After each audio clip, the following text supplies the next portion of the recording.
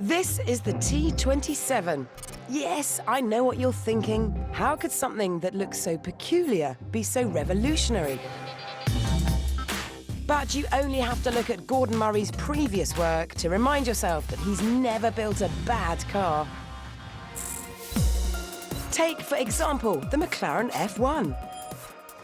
Honestly, it is a real privilege for me to see it, particularly it's your one.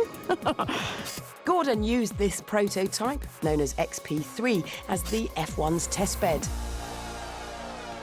A lot of this car is exorcising all the things I hated about supercars, like bad visibility, air conditioning didn't work properly, sound system that didn't give you the right separation and stuff like that.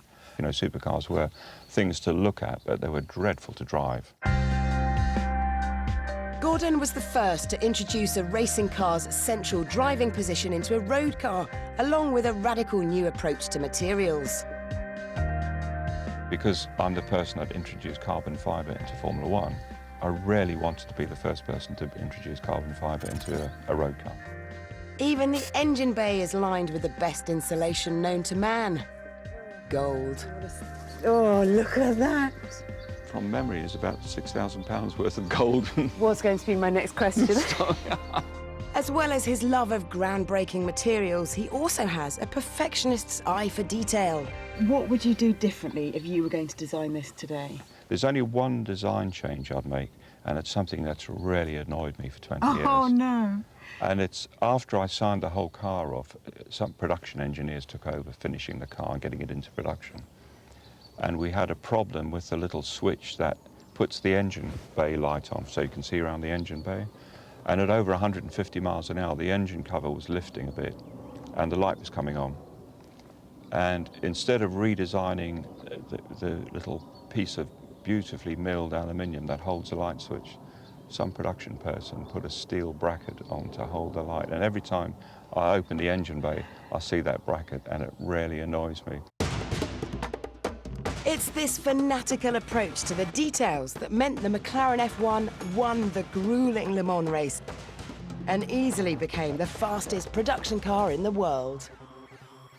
It took a little bit of winding up to get the top speed, but when we actually hit the 240, we were so pleased, you know, because that was so much quicker than the next fastest car.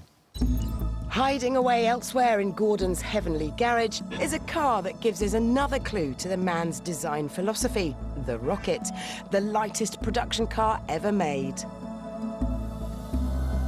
And a Lotus Elan that he calls the best handling car ever and uses every day. And if you are in any doubt as to just how much Gordon loves cars, then look no further. This is where his obsession with cars meets his love of 1950s Americana. Welcome to Gordon's very own drive-in cinema, complete with 1959 Cadillac. Wow. That's the only word I can describe it. So where do you keep your films then? Are they on some Films are just in system? here. Oh, of course they are. Love it. So if you take his pioneering use of exotic materials, his love of lightweight, and his passion for great handling, what do you get? This, the T27. According to Gordon, this battery-powered city runabout is the most efficient car on the planet. And within just a few yards of driving, I could already feel the Gordon Murray DNA through the wheel. I know it sounds really weird, but I can feel similarities between this and the F1 car, primarily because I'm sat smack bang in the middle. It's absolutely as quick as you would want in town. I love it. 0 to 62 comes in just under 15 seconds, and it'll hit 67 miles an hour. It takes 4 hours to charge the battery from flat to full, and that will give you a maximum of about 130 miles. This car could go on the market within 2 years, with an estimated price tag of around £15,000. This feels so well sorted, so splendid.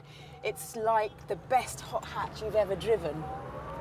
I think it's because you are sat smack bang in the middle of the car that you've got equal weight and equal width either side of you, so you are perfectly placed to know exactly what your car's up to. Gordon is planning on selling the design and technology behind the T27 to a manufacturer who will then build it themselves. The construction of the car is so simple that even companies with no car building experience like Apple and Sony are rumoured to be interested. I thought it'd be a lot bumpier, the ride, but it's really compliant, it's very comfortable. It kind of gives you a motorbike mentality on it. You think, oh, there's a gap, oh, that's big enough, I'll go through there. And you think, no, I'm a car, I must adhere to the proper lanes. The T27 is a dream, an eco car that's also a blast to drive. It's set new standards in everything from weight, footprint and car dynamics to CO2 emissions, congestion, parking and low-cost motoring. It may not have the F1's record-breaking top speed, but I reckon that this funny-looking thing will turn out to be even more revolutionary.